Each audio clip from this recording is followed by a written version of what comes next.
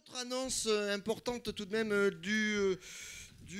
est-ce que j'ai les dates? Oui. Le festival Le Vent se lève à Job, donc à l'espace Job au 7-Denier, c'est du 18 au 24 mai. Et figurez-vous que le mardi 19 à 19h, Papillot Clebord sera là-bas évidemment pour faire son émission, pour l'enregistrer. Mais il y aura aussi des conférences gesticulées, des concerts, des animations d'éducation populaire. Enfin voilà, c'est un festival d'éducation populaire qui fait la suite de ce festival ici même.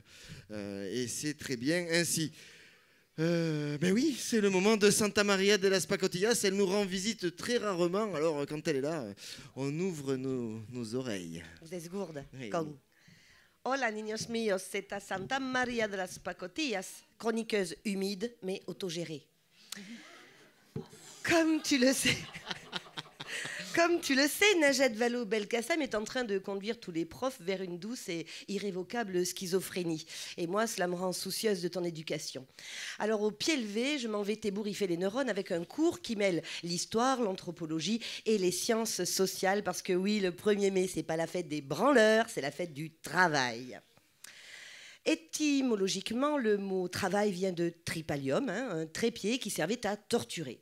Le travail, synonyme de souffrance, tout un programme pour une activité imposée à laquelle on doit se soumettre. Établissons un fait pour calmer les acharnés du labeur. Le travail n'a pas toujours existé dans l'histoire de l'humanité. Et non. Il couvre à peine une période de 10 000 ans. Alors, sans remonter jusqu'aux premiers hominidés, Homo sapiens, je te le rappelle, c'est 200 000 ans d'évolution pour arriver jusqu'à nous. Qu'est-ce que 10 000 petites années sur 200 000 ans d'évolution? Je te le demande, c'est 5%. Et qui croit encore qu'avec 5%, on est majoritaire, à part François Hollande? Je ne sais pas. Donc 5%, ce n'est pas la période évolutive dominante de notre espèce. Alors que la sieste post-prandiale ou le coït contre la montre font partie intégrante de notre patrimoine génétique. Raison pour laquelle, et de tout temps, on a dormi au travail dès que possible et on s'est troufiné entre collègues le reste du temps. Mais alors, comment nos ancêtres occupaient-ils C'est bon la honte.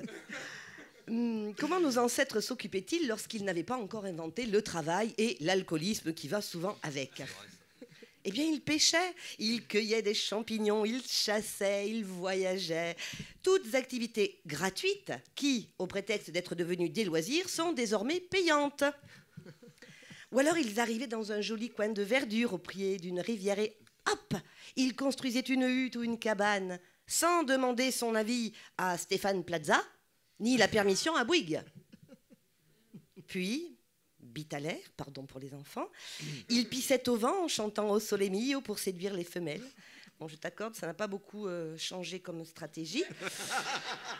Bref, ils étaient naturistes, mais surtout ils étaient libres, car la nature profonde du vivant, c'est d'être libre, c'est sa liberté.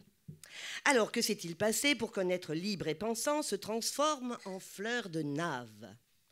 Comment a-t-on réussi à nous faire croire que les excréments sentaient moins que la merde et que c'était pas grave si on avait les 2 pieds dedans? On peut imaginer qu'un jour, il fait beau, pas comme aujourd'hui, les smilodons bâillent aux corneilles, les aurochs éternuent, Sapiens se repose dans l'herbe de rue.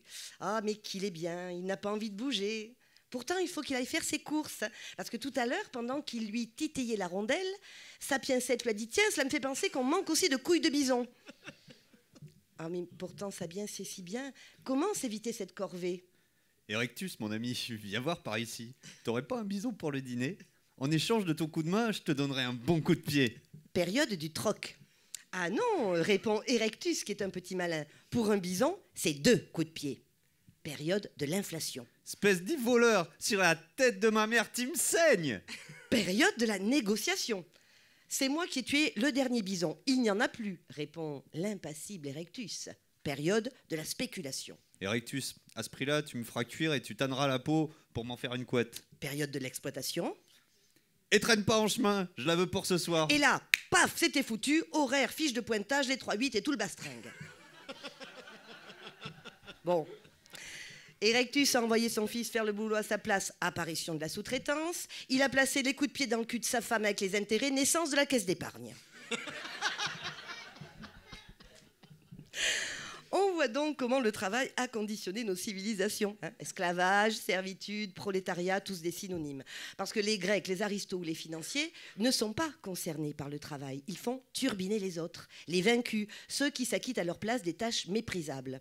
Et très vite, il ne s'agit plus à travers le travail de répondre à des besoins naturels qui ont des limites, mais de répondre au désir qui, lui, n'en a pas.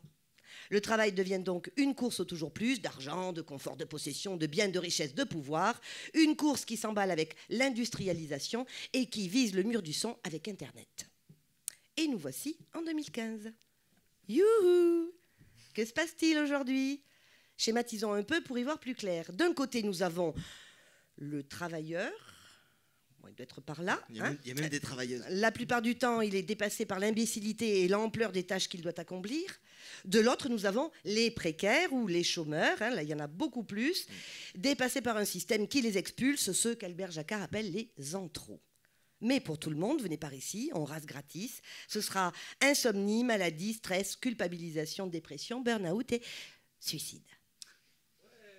Alors Santa Maria te dit stop, arrêtons l'histoire Métrapanel.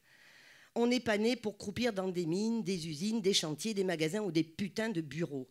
À quel moment peut-on encore penser, rêver, inventer, créer, flâner, aimer? En un seul mot, à quel moment peut-on encore vivre? Des activités pleines de sens, c'est pas ça qui manque. Il y en aura pour tout le monde et il y en aura tout le temps. Mais, en revanche, du travail aliénant contre un salaire plus ou moins merdique, il y en aura de moins en moins. Et c'est tant mieux. La solution pour reprendre notre liberté, c'est éradiquer le travail. Un arrêt général, massif et à durée illimitée. Les briseurs de grève seront enchaînés aux arbres jusqu'à la prochaine chute de gland. Les râleurs iront boire la tasse dans le sillage d'un pétrolier rafistolé à la pâte à fixe.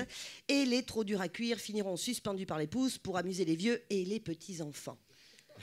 Et donc, en attendant que le 1er mai soit enfin la fête du poil dans la main, que la paresse soit toujours avec vous, mais pas avec votre esprit.